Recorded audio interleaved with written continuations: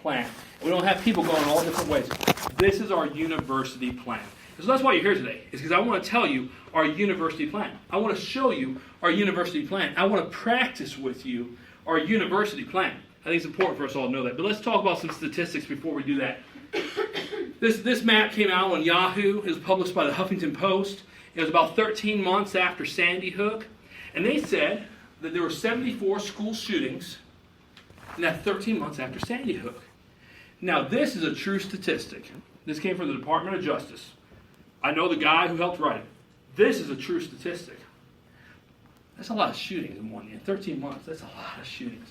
And you kind of rewind your mind and you think about Columbine that happened in the 90s. What was the big one after Columbine? Virginia Tech, right? And that happened a little bit in 2006. So you kind of had like 8 to 10 years there of not a lot of shootings. Then you fast forward to just 2013 and 74 school shootings. Now I have to be completely transparent with you. This is not a time to scare you or get you excited about this. The truth about this statistic is this is not mass shootings. We did not have 74 mass shootings on campuses. What we had a lot of is what we saw at the USC just a few months ago. A murder-suicide type situation. Relationship violence. Drug violence on some of these campuses, right? So this isn't somebody coming in and trying to take out a whole bunch of people. This is just a shooting. So a group came out and said, you know what, we want to be real about our statistics. We're going to say a mass shootings where 3 or more people died, so it's not just a murder-suicide situation. 3 or more people died. And so in a 1 year period, they say there were only 7 mass shootings. Holy smokes, right? Now let's talk about the importance of this. The truth is, with about 4,000 college campuses, and there's 7 a year, the likelihood of this happening here is lower, right? With 74 a year, the likelihood of a shooting happening on campus is much higher. Here's the thing. If someone in the office next to you is having a murder-suicide situation or a mass shooting, you don't know, right? You don't know. You know that someone's getting shot. And so we want you to respond like it's going to be one of the 7, because if it's one of the 74, you're still alive. But if you respond like it's one of the 7, we hope you're still alive at the end too. We're going to teach you techniques to do that. So you don't know. You don't know what that is. You don't want to stick your head out and say, excuse me, is this relationship violence? Because I'm not dating anyone right now. Okay? Single, right? So we don't want that to happen. So we're going to respond when that violent encounter happens. It could be the argument that escalates. It could be the husband-wife thing. It could be the boyfriend-girlfriend that are students inside the classroom. It could be any type of relationship violence or violence in general in the classroom. We're going to respond in the same manner because we don't know if it's the 7 or if it's the 74. So let's talk about some history because I think it's important. So today I'm going to ask you to change some of your opinions on how you respond to a violent encounter. But I want to let you know our techniques and how police officers have changed their techniques. Because we've evolved. And we're going to talk about the evolution of our society here in a minute. But I think it's important to talk about that. So Columbine. I was a cop during the Columbine era. I remember sitting in dispatch with my fellow officers watching CNN and watching Columbine unfold. At the end of Columbine, I said, those cops did a great job. Because they did exactly what they were trained to do. It was textbook. People were getting shot. There was a hostage situation. The frontline officers who had a gun on their hip responded to the scene, and they helped people get out of that building. And as soon as those people were out of that building, they secured that building because they had a hostage situation. And they called out a SWAT team. Because in our world and in our mind, that is what happened when we had a hostage situation. Why do you take hostages? Because you want something, right? And so negotiation starts happening. So we call out the SWAT team. The SWAT team takes like 45 minutes to an hour to get there. They get set up. They get ready to go in. We got a negotiator ready. We got a throw phone to throw in there. And in our mind, what was going to happen was the negotiator would be talking to these guys. The SWAT team would drop in from the ceiling, shoot the bad guys, and it all worked out. But we got into Columbine, and what did we find? That all that time we were waiting, they were just killing people. And killing people. And killing people. And looking for people. And going into closets and going under desks. And everyone they could find they could kill until the SWAT team got there, and then they killed themselves. And so in law enforcement and society, everyone was shocked, but this is the first time we've really seen this televised event that happened. And so everybody stepped back and said, what can we do to change our response and to do a better job? Well, there's some good answers to that, and we came out with some good answers. Law enforcement developed what we call a quad team. And so instead of waiting for the SWAT team, we all got patrol rifles. So now we didn't just have a gun on our hip. We had a nice long rifle that had good distance, quick shots. We could acquire our target faster. It was great. We taught our police officers just to get 4 people. And you go in with 4 people, and one person faces this way down the hallway, one person faces the back way. As we're walking down that hallway, you got both ends covered. And you got 2 people, an officer on either side, and they go into the rooms, clear it out, and come back out. The next room, clear it out, and come back out. And that worked great. We practiced and we trained in high schools, and it worked great. 2006, Virginia Tech happened. And we found something out. That college hallways are much different than high school hallways. They're shorter. They have less rooms. They have multiple levels. They're spread out throughout campus. And so we tied up 4 police officers for one short, small hallway. And it took us an incredible amount of time to clear a hallway. So once again, the police came back. Virginia Tech happens. We come back. We say, hey, how can we become better? And so we came out with a technique that was tested in 2008, that worked in 2008, has been tested in Sandy Hook and almost every single school shooting we've had since then. It is a proven technique, and it's called the first officer in technique. We train our police officers that when we get a call of violence, we run to the scene and we don't wait. There's a reason for that. Because the shooter is going to have 3 options when we get there. The first option is the shooter is going to take their own life. The Department of Justice says that 80% of the time, a shooter engages a police officer, they take their own life. The second option is the shooter is going to turn and flee. The third option is the shooter is going to engage the police officer. Up until now in history, we've never lost that engagement. Police officers have always won that engagement, right? So those 3 options are great options for us. Why? Because innocent people will stop dying. And so we send our police officer in, and they go in immediately. They engage the shooter as fast as we possibly can. We saw it work in Northern Illinois University the first time it was used. Chief Don Grady gets a call that there's a shooter on Valentine's Day. He was running into the auditorium. He is inside the auditorium within 60 seconds. As he walks through the doors, shooter kills himself. Situation eliminated. Innocent people stop dying. So that's how we do it. So every time we have these shootings, we say, what can we do better? What weapon can we use? What technique can we use? The problem is society hasn't really done that. Society kind of stopped at the Columbine, right? So Columbine happens, we say, what can we do to protect our kids? We come out with a plan, we train all these kids, we train all the schools with this plan, and then when this happens and this happens, we really don't sit back and say, do we need to revise our plan? Because it's so hard to change this whole community.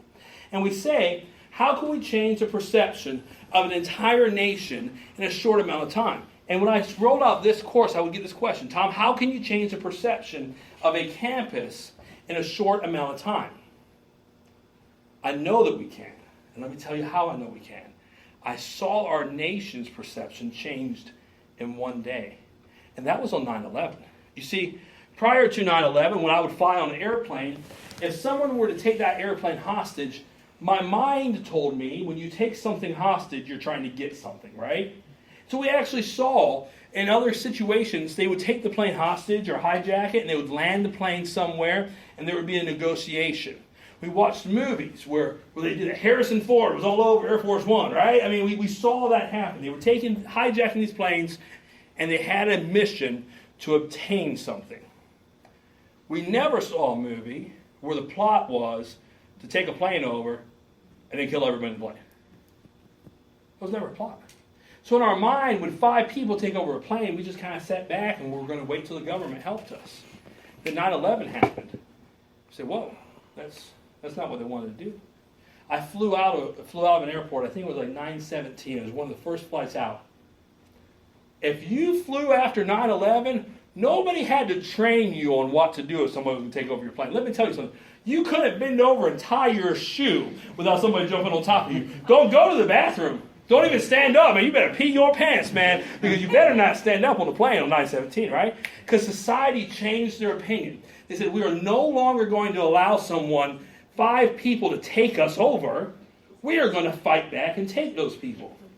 Today, I need you to change your opinion on how you're going to respond to violence. In 2002, the Department of Justice came out with a technique called lockdown. It was in response to Columbine. And here's what they told us to do. Lock the door, turn off the lights, hide in a corner under a desk or table. We funded that training. We hired contractors to go to schools throughout the nation and implement this training. And it sounds great. Like, listen, I was a trainer. I walked up and down the hall. I was a school resource officer. I saw it happen, and we rattled the door. We looked through. We couldn't see anybody. The kids would be hidden in the corner, and that worked great because I never kicked open the door. We never breached the door. But as society evolved, and weird things started to happen with kids and teachers, why did we start putting in the schools? Windows next to every door. And we never breached the door. I need you today to understand that this technique does not work. The concept of lockdown is okay, but the functions beyond locking the door are deadly. It's the worst technique we could ever do. But you see, I can stand here and say that, like, oh yeah, I get it. I have to have a 9/11 moment with you to where you understand we cannot continue to do this. I have to tell my family, I have to tell my kids, I have to tell my students that we are not going to do this. So how we do that is we do that. Right? Because to be honest with you, this is when you walked in, this is what lockdown was. So if you were getting a text from me and you would say there's an active shooter on campus, what would you have done? Many of you would have done this. Now there's a few people that say, no, I would have taken this guy. I would have fought this guy. Well, I'm down with that. Cool, right? But here's the problem with that. When one person runs at a guy with a gun, guess what happens? That person is going to die, right? No, I'm not saying I wouldn't do that. And we're going to talk about techniques to use. But what I'm saying is, if our plan is this is what the mass majority of us will do. And so I've got to ingrain in your mind for just a moment, this is what we're teaching our kids. I need you to understand. So we're going to practice this. So here's what we're going to do. We're going to have somebody come in as a shooter. Now, let me tell you what the shooter's going to be wearing. The shooter's going to be wearing this purple vest. It does say welcome to Furman. Right? He's a kinder, gentler shooter. He cares, right? Shooter will be wearing the purple vest. So if anybody else comes in here shooting a gun without a purple vest, he's a bad person, okay? Right? And you can run at that person. But if the person's wearing a purple vest, then he's our shooter. He's going to be using an airsoft gun. Okay? Not a real gun, an airsoft gun. Now, I will tell you, an airsoft gun shoots out pellets, and they hurt. Okay? They hurt. You do not have to get shot with an airsoft gun today. All right? So here's how we're going to know. It is a bigger class, so we're going to do it 2 different ways. We normally have a clear set of glasses, but I don't know that we'll have enough of those. So if you say, Tom, I'm willing to fully participate, and, I'll get shot with an airsoft gun. It's not going to kill me. I need to learn. I need to understand the concepts. Then you wear one of these. If you say, Tom, I am not going to get shot with an airsoft gun today. I got kids, right? So if you say that to me, then what I'm going to have you do is come over in this corner when I call for the shooter. And when I say shooter, I want you to come in this corner. Since we don't have enough glasses for everyone, I'm going to have you take your hand and cover your eyes. And let me tell you why. Because just because you're in the corner with me, I will be like your savior for a few moments, right? But I can't do everything, right? So there's a chance that there might be some ricochets, all right? And so you might get hit with an airsoft pellet. It's not going to hurt that bad, right? But there's a chance that there'll be a ricochet. The guy will not shoot. If you are with me, he will not shoot you, okay? But there could be a ricochet off of something. So I just want to prepare you for that. But if you say, listen, I just won't do it, I don't want to do it, I'm okay with that. It's a judgment-free zone. You can come back over here with me, and I'll protect you. But here's what I want to tell you this, though. I just read this great big study and an order from the president. All men cannot wear this. We have gender equality here, okay? So I better not see a bunch of men only wearing it. Ladies, gender equality. I read it from the president. She said we had to do it. All right, so with that said, why don't you go ahead and grab your mask if you're willing to wear a mask. Stand up, kind of socialize for a minute. I'm going to step outside. I will come back in and say that there's a shooter. Now let me tell you something. We are not going to attack the shooter. See what you did there? Now only women want Oh, now you're right. Guys, come on. Listen. All right. We are not going to attack the shooter. We're not going to attack the shooter, okay? We are going to do exactly what we have been trained to do as a society. You're right. We are going to attack. It's going to pick him up from daycare.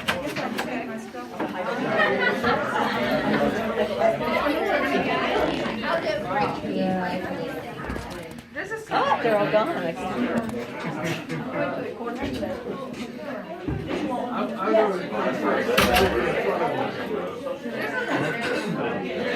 Are we outside or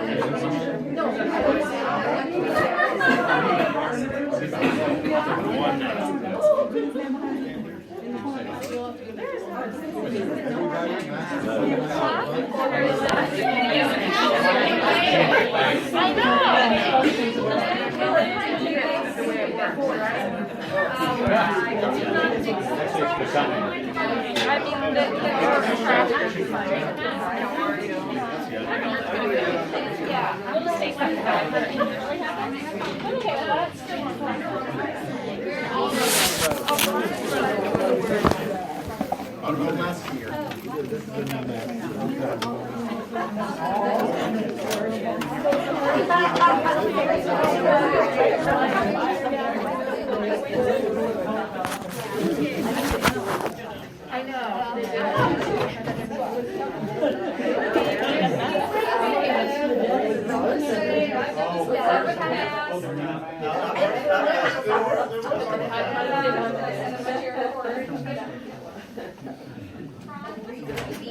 Okay, real quick, just to remind you, even though the shooter is from Greenville Tech, we're not going to attack the shooter, okay? We're not attack the shooter, okay? Say, well, why, Tom? Why can't we attack him? Well, because we're not to that point yet. You'll have your chance, I promise. We have to have our 9/11. This is what we were supposed to do. We could lock this door. What's the problem with locking this door? It doesn't lock. He can shoot it off. He can shoot through here. And since I do not want to pay for a window today, okay, we're not going to lock the door. So we're just going to be sitting ducks. Oh. That's what's going to happen. Get behind the desk. Listen, when we start this, when I yell shooter, listen to me for a minute. When I yell shooter, especially for the crew that doesn't have the mask on, it's not a joke.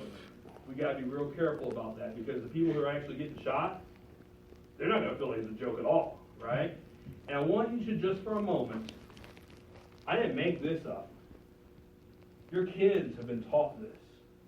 This is what our kids did in Sandy Hook, okay? And just for a moment, I want you to hear the shooter in the hallway shooting people.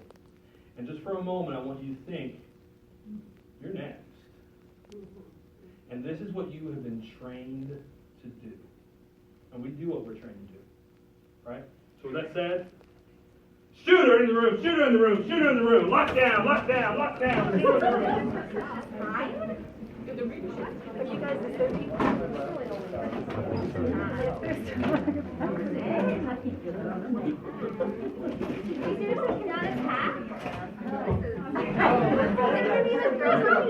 You're going to go through that part. We do get the head. But this is what's has been taught before, and this is just you need to understand what this feels like. There's a shooter, there's a shooter, there's a shooter.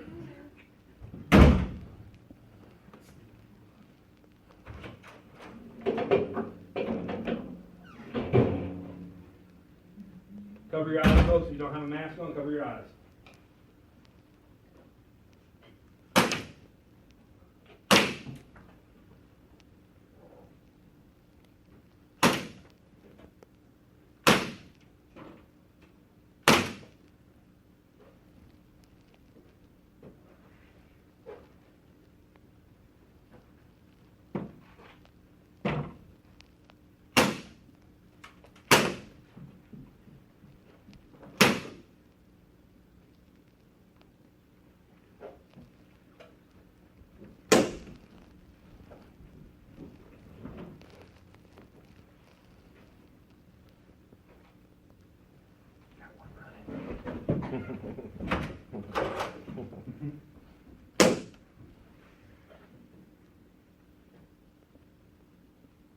You're dead.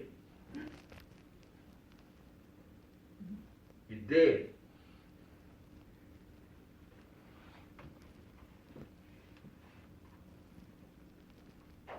Think that that's gonna save you? You dead.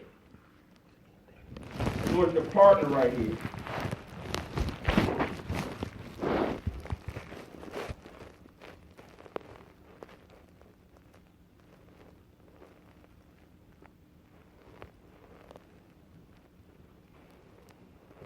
All right, go ahead and have a seat. Scenario over. Have a seat. Have a seat. I got good. I was like,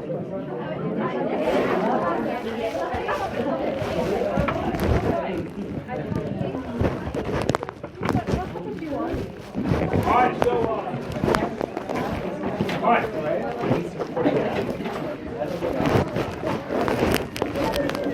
All right, so give me one word. How'd that make you feel? One word. Scared, awful. What else? Helpless. Yeah. Those are all words we hear. We hear the helpless, scared. I hear from a lot of people mad, right? I'm sitting there. I feel like something we should have done. Mad.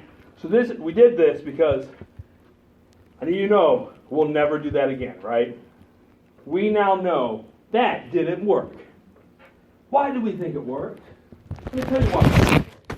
2002 Department of Justice went out with the Safe School Study. The writer of the study says, I had to come out with something. Columbine had happened. I was under pressure. We had to come out with something. So we called the largest school district, LA County School System. And we said, what's your plan? And they told us their lockdown plan. And we implemented the lockdown plan. If you call the LA County School System and say, hey man, tell me about lockdown. Where'd that come about? So, we've had lockdown since the 80s. Really? Why? Well, because in the 70s, we had the mafia. They did not care about our schools. In the 80s, something new happened. The mafia was out, and who was in? Anybody? Mafia leaves, gangs. The gangs come in. And the gangs cared about schools. And what was the gangs' primary source of violence? Drive-by shootings. And so what they started to do is they started to do drive-by shootings at the schools.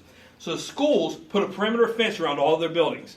And they put an officer between the fence and the building. And the officer would walk through roadways. And when they saw a drive-by getting ready to occur, they'd radio in to lock down. Everyone in the room would turn off the light so the drive-by couldn't see any silhouettes. They'd get underneath the windows and get together. So when the bullets came in from the outside, they wouldn't hit the students. That's a great idea. It works really well for drive-bys. You just tried it. Does it work good for active shooters? No, it does not work. So how do we fix that? What are we going to do? Well, first I want to show you what we have learned. Lessons learned are important to us. This is Virginia Tech. This is the layout of Virginia Tech. The shooter walks into this door and he shoots somebody in the hallway right there. Friends, sometimes there's nothing you can do. You might just happen to get shot. There's nothing that person in the hallway could have done. They just got shot, right? But then he walks into this room. In this room, there were 19 people present, 12 killed and 6 wounded. He then goes over here and 14 people present, 10 killed and 2 wounded. He then comes over to this room and there's 19 people present, but only 2 people are killed and 3 are wounded. He comes down here, there's 13 present, 5 killed and 6 wounded. He comes over here and there's 12 present, 0 killed and 0 wounded. He didn't run out of ammunition, because then he came back here and killed himself. Okay? He actually went into this room 3 times. 2 times he shot people, the 3rd time he killed himself. So why is there a difference in numbers? Well, I want to show you a brief video of how these rooms responded. 3 of these rooms. In this room is a young lady named Christina Anderson. And she's going to tell you her story. Let me make sure we got a little sound.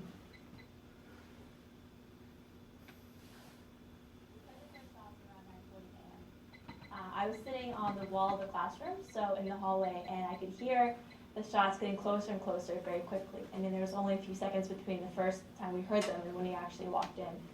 To me, it sounded like an axe being taken to a piece of wood. And our teacher, she opened the door, and she peered outside, and she immediately shut the door, and she said, "Call 911." And right then, he walked in just seconds after. There's absolutely no time to think or to duck or to take cover, and people just kind of fell to the floor. And he immediately walked in shooting, and he went to the other side of the classroom, and he started going down the rows. He went down each row very quickly, very purposefully. And I remember thinking, your turn is coming. You're going to get shot. I mean, I didn't realize there was an active shooter, but I knew something bad was happening. He came back to our classroom 3 times, and on the 3rd time, he killed himself in the front of the class. In between each time he was there, you could just hear people crying and coughing, and the cell phone started ringing. When he was in our class, I remember trying not to breathe very much, so he couldn't tell I was alive. Because as my stomach was hitting the chair, I was thinking, you know, he can see me breathing, he can see me alive, and that was very scary. Some names, though, have been made public. One of those killed was Israeli lecturer Livia Lebrescu. Our students say that while they leapt from the windows, he stayed behind to lock the door. He was holding the door shut so his kids, the students in his class, could jump out the window, which they did to safety. He died yesterday, the Holocaust survivor, on Holocaust Remembrance Day.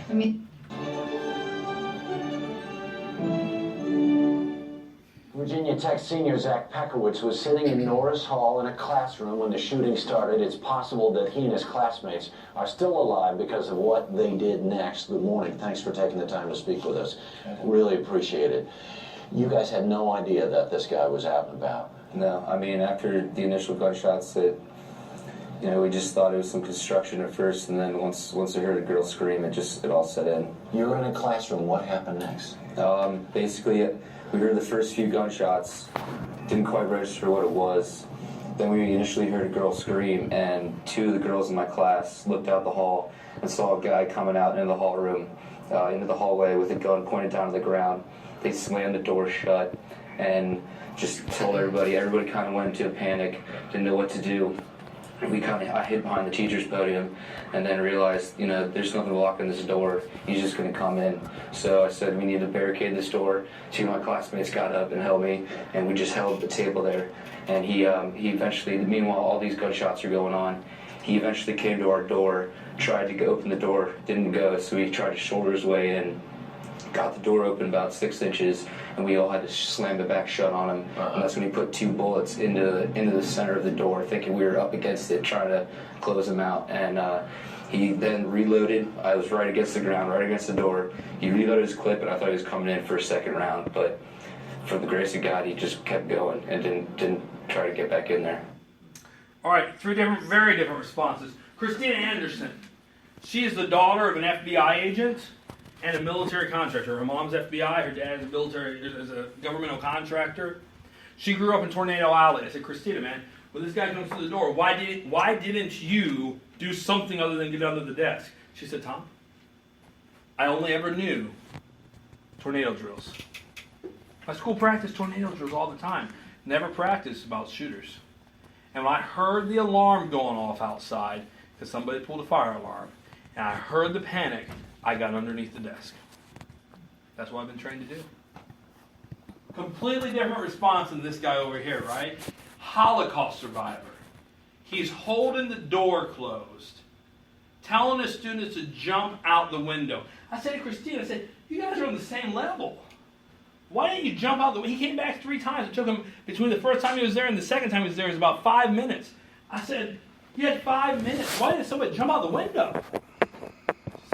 She said, no one ever told us that we should jump out the window. It didn't even cross our mind. We didn't even think about it. Right? Professor, who's lived through a Holocaust, says, no, you're not going to die. I'll hold the door, get out. Get out the window. 19 people present, 2 killed, the professor and 1 other person. Down here with Zach, He's hiding behind it. He's hiding behind the podium. He says, hang on. This guy's walking down shooting everybody. This podium is not going to keep me safe. Let's barricade the door. And that's what they do. Now, did he shoot through the door and try to kill Zach? Absolutely he did. But I ask you, would you rather have someone try to shoot through a door not knowing where you are, or walk up to you like he did to Christina Anderson and shoot you point blank? These are different types of resistance, with the final resistance being full, group-wide barricade. Everyone in that room participated in the barricade. That's what this course is about, SAFE. The SAFE is our acronym, right? Secure, alert, fight, evacuate. Here's the thing about SAFE. Even though we have very smart Furman students, we want them to know you can misspell SAFE. Because if the E is available to evacuate, that's exactly what you should do. And you won't get any points off on your test. It's okay to misspell SAFE, right? We want you to get out. We want you to escape. Now, we don't want you to escape into danger. So a great way to escape is through this door.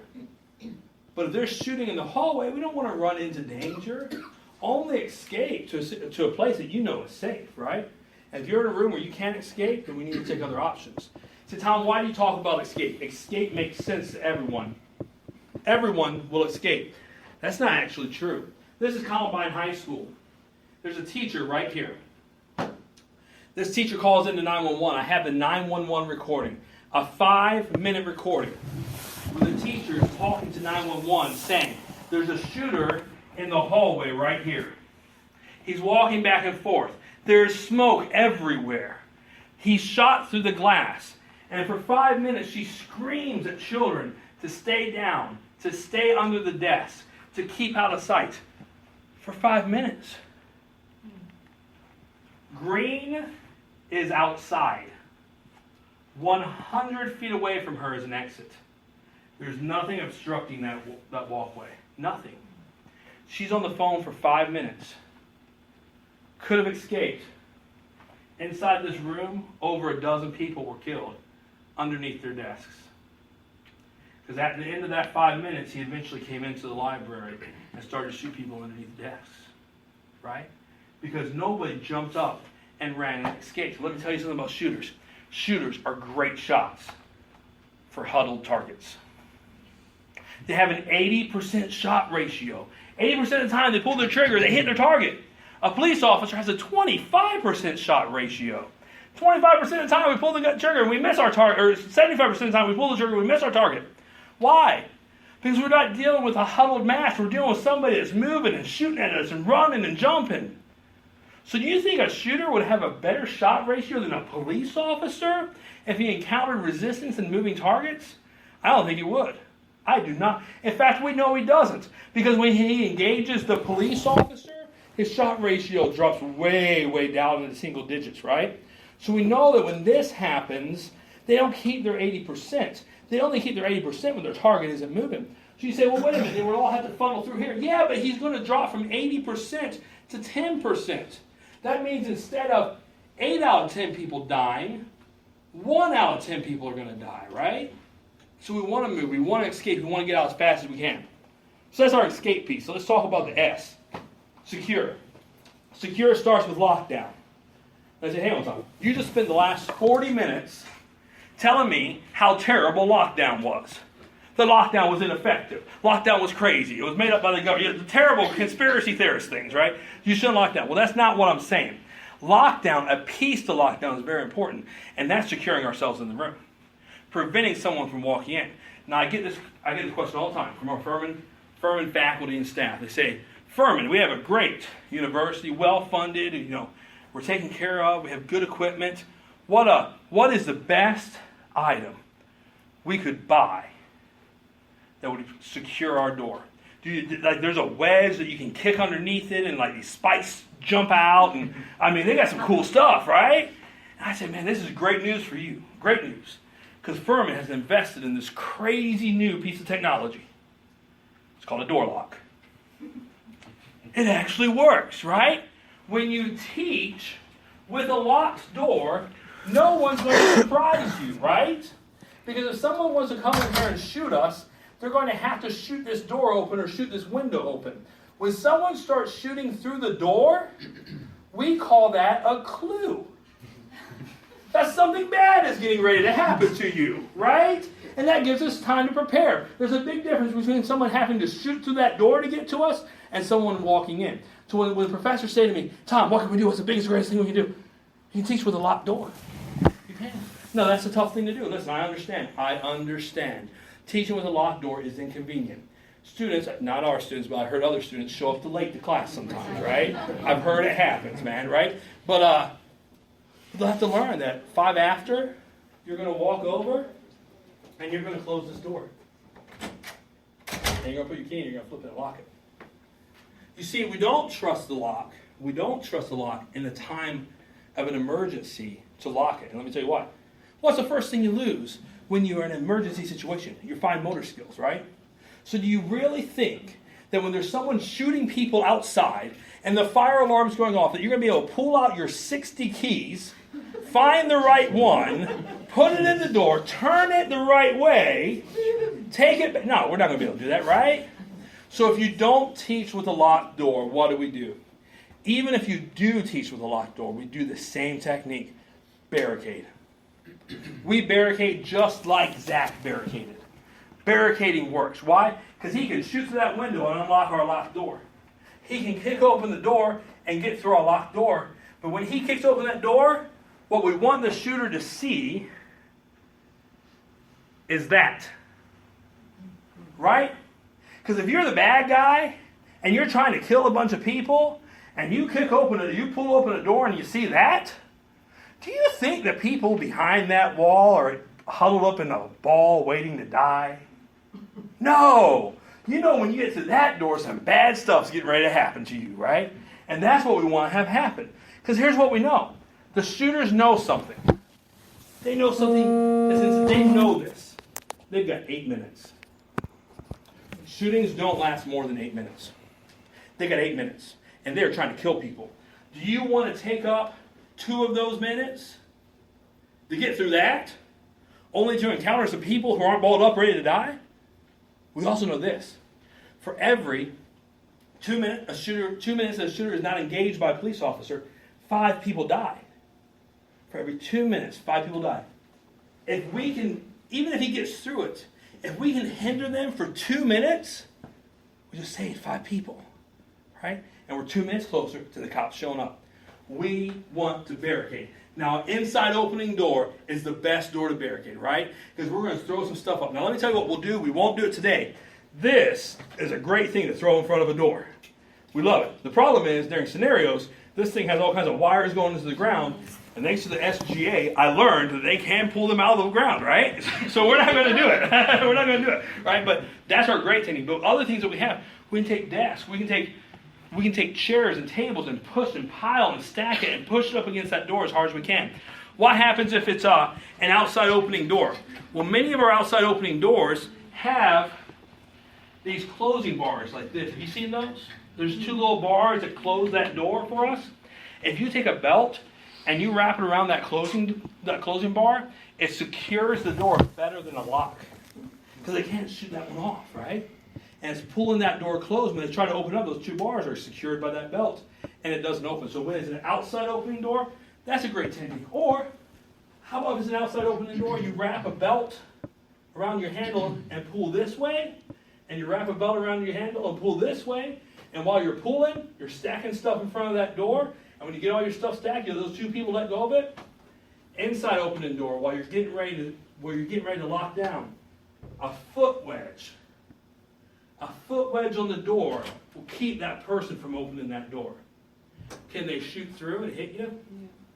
They could. Absolutely they could. Would I rather have them shoot through and try to hit me when I'm like this, or when I'm underneath the table? Right? So we believe in barricading. Barricading is a great technique to keep people out of the classroom. Not all doors lock. Okay? Not all doors lock. We can disable mechanisms. We can cover windows. Now listen, when we did lockdown drills, we always taught people to turn off the lights, right? Well, that's a great technique if you're not getting ready to do some stuff with this person. But if we're trying to barricade and get ready to fight, we don't want to be doing so in the dark, okay? So don't turn off the light. Now, if you can grab a shirt or stack some chairs and cover up his view, that's great, right? Because we're probably going to have to wedge our bodies against this barricade, so we don't want him to be able to see inside to see where to shoot, right? So we can cover this with tables and chairs and shirts and all kinds of stuff. No, I don't want a Title IX violation today. So nobody taking off their shirt, all right? We can pretend like it's right, but so if we can do that, that's great. That's what we want to do. But we don't want to turn off the lights because we want to be able to see what we're doing inside the classroom. The A in safe, alert. Alert goes in two ways. We want to be alerted at the police department. How do we alert the police department? Well, we got all kinds of numbers floating around out there, right? There's one number the police want you to call in an emergency, 911. We have communication with the 911 center. It's okay to call them. We want you to call 911. That's a good thing. You call 911 because guess what's going to happen after we hang out with you if you call our campus police? We're going to dispatch officers, and then we're going to call 911, right? Because we want as many people come to this thing as we possibly can. And how you get those people is you call 911. So you call 911. The 911 dispatcher is going to take your information. They're going to get on the radio and they're going to call us and they're going to say, hey, listen, you got a shooter on your campus and we're going to send police officers. And then they're going to be sending their police officers as well. We want you to call 911. The second way to communicate with us is through our safety app. If you go to our website, you can find it. If you look at any email you've ever gotten from me, on my name tag, there's a link, my name signature, there's a link to it. It's called Live Safe. And you can download that app, Google or Apple, and that app has an emergency button. You hit that emergency button, you can either call us or text message us. I did this with you. Yes, yeah. It's real easy and it's secure and all that sort of stuff. It's just a nice thing to have. Right, it's a great. So it has some cool features. It tracks buses and all this other stuff. But for this thing, what happens if you hit the button? It sends our dispatcher your current GPS location, and we will track you. Now, there's some people like, hey, listen, I don't want you guys tracking me. Listen, I will not give that information to your spouse. I promise, okay? They can't call me like, we're at 2 o'clock in the morning. Where's my husband at? I don't know. We're not going to track him, right? You have to activate the tracking. We can't activate it. But it's a great technique for you to communicate with our dispatcher. They can send you a text message back and forth directly from dispatch. We can see where you're at. You can give us information. Those are the two ways that you alert us. The other alert on here is alert those around you. Here's the truth. A gunshot inside of a building does not sound the same as a gunshot outside on the shooting range. And when do we shoot guns? Not usually inside of buildings, right? And so our mind, when we hear these gunshots, it doesn't equate to what is actually happening, right? And so we heard Christina Anderson talk about it. We heard Zach talk about it. They said, I heard something, I thought it was construction noise. In your mind, you think it's not a gunshot, or you tell yourself it's not a gunshot. If you hear that and you see that guy with a gun, you verbalize what's happening for the other people in that room, because their mind needs to connect those dots.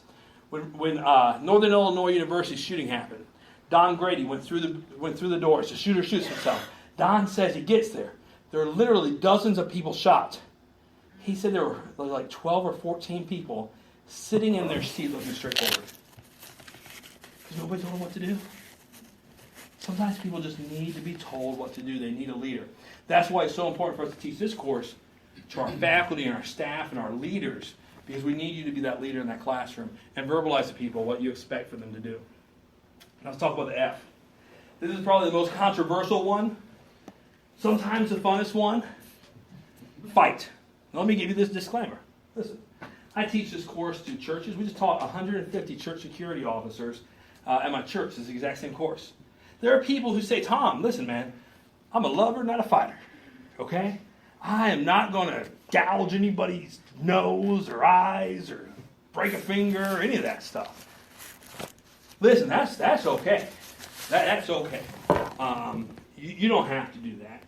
You know, I mean, you don't have to know that about yourself. Know that you're going to be somebody that's going to be barricaded. You might be someone who's getting the escape ready, but you're not somebody who's going to be able to mentally do this. But let me tell you the other people that don't say that. This person wants to kill you. It is okay to fight back. It is okay to defend yourself. They want to kill you. So how do we fight back? Well, the first thing that we're going to do is we're going to get our book bags, our staples, cell phones, computer screens, and we're going to hit them when they come through the door. Now listen, people say to me all the time, they say, holy smokes, you've been smoking some crack. You think you want me to take a book and hit somebody who has a gun? That doesn't work, right? I would agree with you.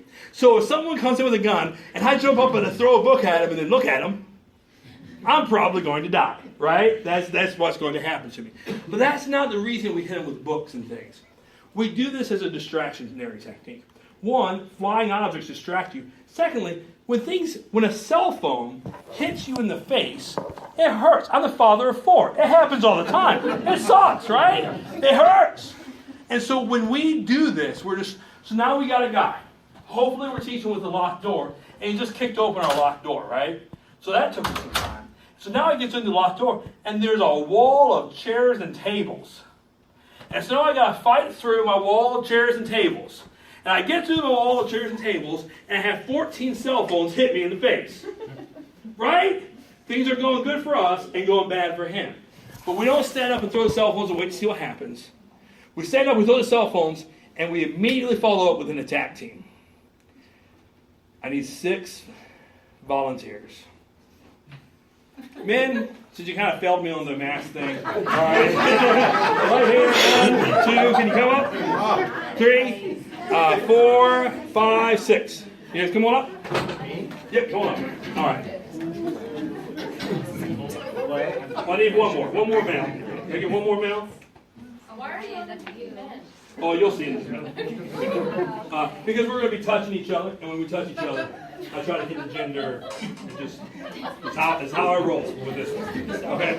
So can you be our bad guy? Yeah. Okay. All right. So here's our bad guy. Oh wait. So now let me start off by saying this to my guy. We are going to demonstrate, but not like really do it. Right. Because listen. I don't need a workers' comp claim, okay? No workers' comp claim. This is good. This is not your chance. But here's a technique I learned in the prison. So listen, you don't have weapons in the classroom, really, like guns and knives. You got some, staplers and other things, right? But most people don't carry around like big old weapons with them. So you have your hands. Well, when I worked in the juvenile prison system, that's all we had. I would have 21-year-old inmates that we would have to take down, and we didn't have mace, baton, anything. We had our hands. So how do you do that? Well, remember, we're not just walking up to this guy. This guy just had to push his way through the door. He just had to get through all of our junk. We just hit him in the face with a cell phone, right? So now what we want to do, you can face it, you can face it. What we want to do is secure his body. Each body part. So each person is going to be in charge of one body part. So you're the right arm, left arm, right leg, left leg. I'll get to you in just a minute. So here's what we're going to do. We're coming around, and we're just wrapping it down like this, right? We're just, ladies, can you understand why? Okay. So we're wrapping it down like this, and your only job is this. You don't have to worry about this. We're taking his body part. This is what's going to kill us, right? Taking the body part. So slowly, without hurting him, go ahead and show. Go ahead and demonstrate what you're going to do. Should I avoid? No. Don't fight. Hang on. Now, what's now legs? Don't do this. But what's the first thing the legs are going to do? They're going to stand up, and then we're all going to drop down on this guy as hard as we possibly can, right?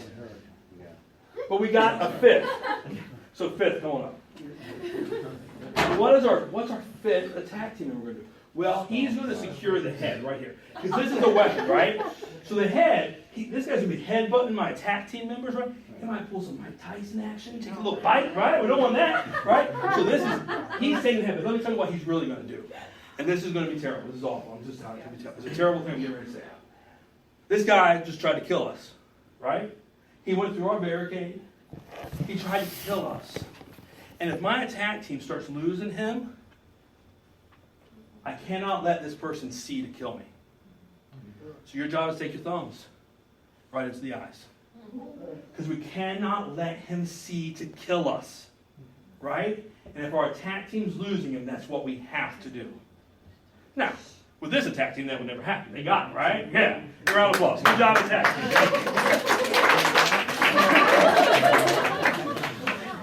So here's a question I get all the time. So we do everything we're supposed to do with the attack team. We pick them up. We slam them on the ground. Our goal is that at some point in time in that attack process, the gun's getting knocked out of his hand, right? And if it's not, one of those attack team members is breaking a hand or doing something, right? Because all you got to do is one body part. What do we do with a gun? Well, every K-5 teacher I've ever taught this course to, everyone, has said the exact same thing. I pick it up and I shoot him. I said, man, my kid can go to your class any day of the week, right? Right? But we don't want to do that. Let's talk about why we don't want to do that. Well, first thing is, we don't know if that gun's malfunctioned, right?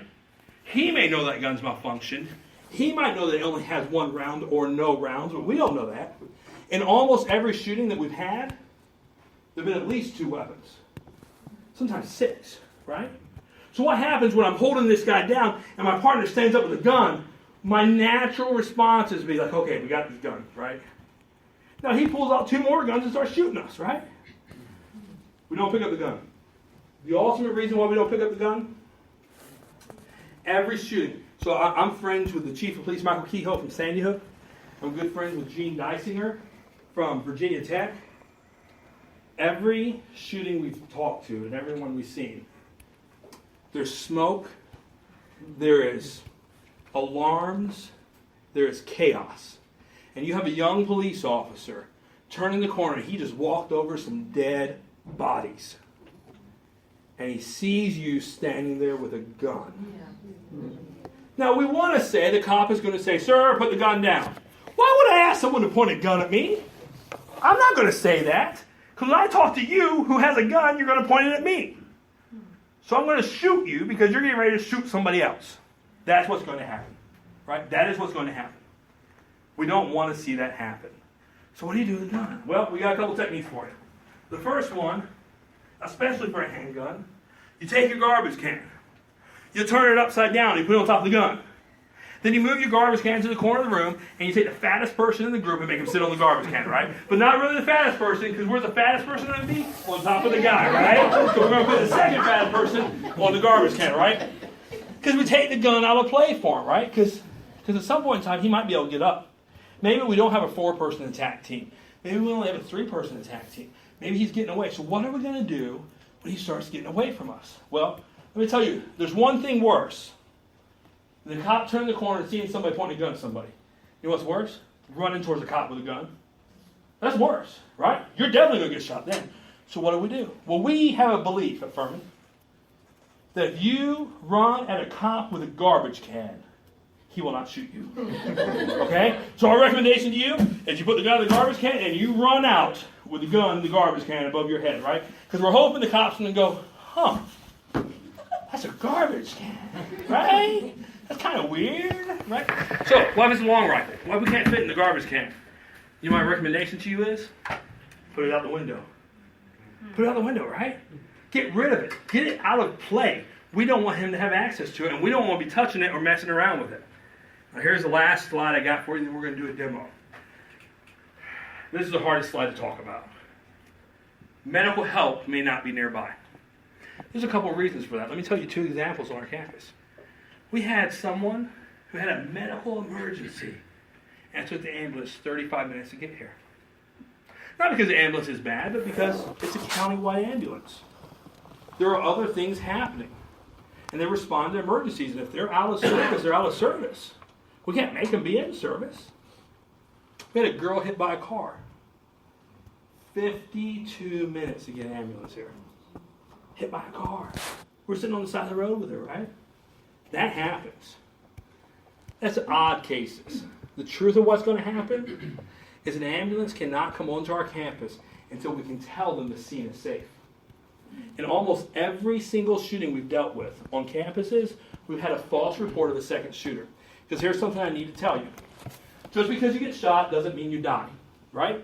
So attack team, I got terrible news for you. You're going to get shot, right? You're jumping on this dude with a gun, you're going to get shot. You're the attack team. That doesn't mean you die, right? You can fight on. You can survive that. So just because you get shot doesn't mean you die. The same is true inside these classrooms. So what we see in college classrooms is the shooter comes in here and shoots people, and he goes to the next room, and people run out of the building, and now they collapse over at Johns Hall. So what does 911 get a call saying? There's a shooter in Furman Hall. 2 minutes later, I got somebody shot in Johns Hall. What does that tell us? 2 shooters. So either we come in and eliminate the shooter, or the shooter kills himself, or he takes off running. 911's telling EMS there's a second shooter. Northern Illinois University, that's exactly what happened. There's only one shooter. The chief saw him shoot himself. He knew he was dead. Guess what? 25 minutes before the ambulances were allowed on campus, dozens of people shot inside the classroom with no medical help. So what are we going to do? 2 techniques. I want to tell you 2 techniques to use. The first that we learned through the Iraq War. Tourniquets work. We are talking about people bleeding out. They're shot. They're bleeding. They're going to bleed out. Tourniquets work. Put it above the wound, cinch it down as hard as you can, and keep it tight. Stop the blood flow. The second technique, a tampon. Take a tampon and shove it into that bullet hole and let that blood clot start happening. Listen, we can't fix the internal stuff, but if we can keep them from bleeding out, we can get them to a hospital, right? So that's what we want to do. It's tough. We have to train our police officers to walk over children who are hurt to find the shooter. Why?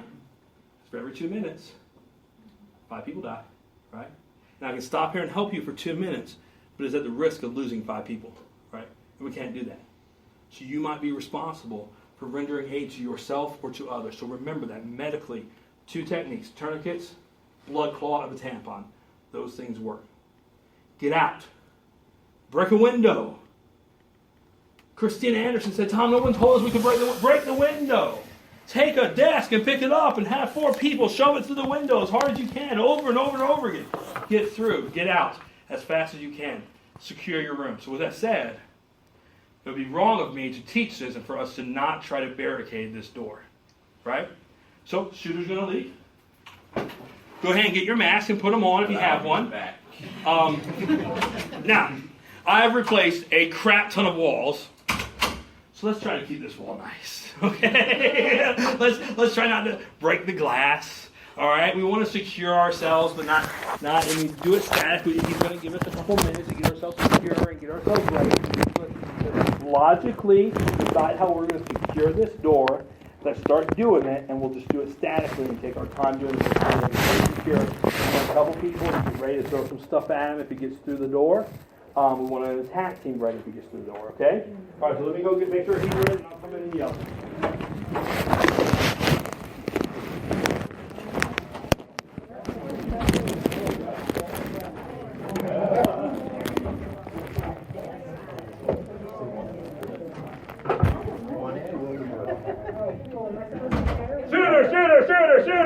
Shooter!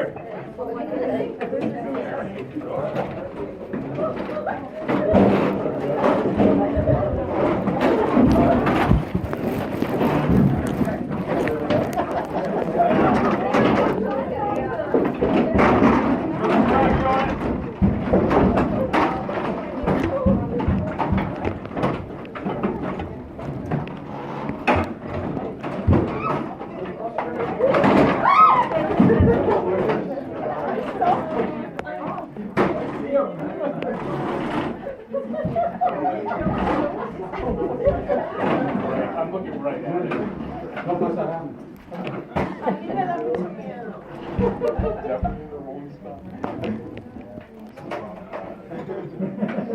All right, that's good. Scenario over. He's not going to get to that. Good job.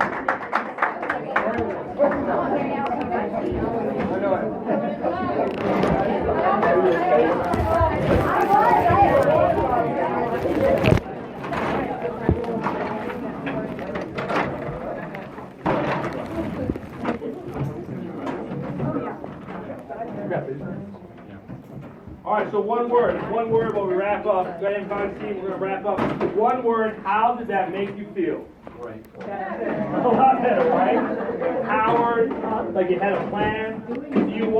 Are you going to walk out feeling like, you know what? It's going to be a terrible situation, but if this happens to me, I know I got a plan. I know we can do something. That's what we want you to walk out with. Now listen, every classroom's different, right? The beautiful thing about personal is that you use the same classroom often, right? Your workspace is the same often. We want you to look at your workspace, look at your classroom and say, how am I going to secure that? What am I going to do to lock in? What am I going to do in my office to barricade myself in my office? How do my windows open in my classroom or my office? Can I get through that window, or will we need to break the window open? I want you to look at your workspace and decide it. Now, you might find there's a gaping issue in your workspace. So we got security. What I want you to do is work together as a department to identify those issues, and then email me. Then myself and facilities and our risk manager will come over and take a look at those specific areas and see what we can do to improve. Can we change the windows? Can we change the lock? What can we do that's reasonable? Now listen, why we teach this is because we can't. There's 7 years, 7 mass shootings a year, 74 shootings a year in general, right? But 7 mass. So we have to be. Would it be great to put an exit door with stairs in every room? That would be great. Then we wouldn't have to teach this class. We would say, hey, if there's a shooter, walk out the door, right? But that's not realistic for us. So we want to take a look at our environments, what we can do that's realistic, that's within reason to help protect you. But this is why you go through this course. So you walk out empowered, like, hey, listen, man, if this happens, I know. Here's how I'm going to barricade my door in my room. Here's how we're going to get out. And if you want to have, I would have the conversation, the first conversation in your class on that first day. Say, listen, we'll let everybody know. Here's our plan. We're going to use these tables to barricade this door. We're going to get out to this window. You know, and who's got the biggest cell phone? That's what we're going to do. Right? So, real quick question. Yeah. So I mean, the barricade, I'm guessing would probably work really well if you were the third or the fourth or maybe even the second classroom that hears and who knows, like, something's coming. But yeah, that's a great question. Is there any advice for the first classroom that is right? Right. So, and you say that's a crazy answer, right? No, that's a great answer. That is the answer I give to K-5, right? I can't have a K-5 taking it back to me, right? I can't do that. So what I tell them, what they'll teach them, say, listen, K-5, it's great for a really parent-teacher conference. But I say, I'm really sorry, but if someone comes in your room, they're going to kill you, right? So you can die one of 2 ways. You can die huddled with your children, and you can all die together. Or you can die trying to gouge this dude's eyes out while you're screaming to your kids to run. Remember, 80% shot ratio when we're huddled. 10% shot ratio if my kids are trying to get out of the door, right? Because they're moving and running. So when he walks into this room, we're not going to be able to form an attack team. In a perfect world, like the 4 of us kind of have it worked out. This is what we're going to do, right? You know, but really, let's talk about the real world. Movie theater, whatever, you don't have an attack team. And one person jumping on this guy isn't going to help anybody. He's going to shoot you, right? So what can we do? Run. Pile drive it, man. Did you see the earthquakes, the recent earthquakes? They had 12 girls killed at a girls' school because they were trampeded because people were running over, right? Everybody in the room stands up and runs out the door as fast as they can. Push this guy over. If he's going to be shooting, just because you shot doesn't mean you die. You're not held up in the ball, and you're getting out of the room. You're evacuating, right? That's the best thing I got, right? Or karate chops in the neck, whatever. But that's it. It's run, right? So, anything else before we? I'll stick around. Yeah. Okay, I've done this before with Tom, and you might be a little hesitant to talk to students about it. First of all, they've been through this. Secondly, they might have been through high school too, so they're no strangers to this, even though we might be, and they feel better if they think you have a clue. Yeah. You know, they get worried if they think the adults around them have no idea what's going on, or, you know, don't watch the news or whatever. So really don't, you know, it'll never happen, or they'll get more frightened if I mention it. They really won't. I'm sorry to say, they really don't get scared. It's the world they live in. It's the world they live in. I was kind of watching y'all's faces when he was speaking, and I could tell with some people in the classroom, some of the concepts, especially on the attack portion, found that kind of hard to swallow, and I can completely understand that. But like she was just saying, all you've got to be in the classroom if something like this occurs is a leader. You may not be the one that's putting stuff against the door. You may not be leading the attack, but for other people, they're going to look at you in a leadership position anyway, and they need a focus of control. Because if they see you losing control, they're going to go nuts. So you may not be the one that's doing all the heavy lifting, the attacking, but you know what? Telling people, hey, look, calm down. Let's do this, let's do this, let's do this. That's going to keep everybody moving in the same direction. And you know what? That's going to save lives. Anything else? Before we go? Yes, ma'am. Do the first floor rooms contain hall lock? Do they? I don't know the answer to that question. If they don't, could they be running? Yeah, that's one of those situations where almost in classroom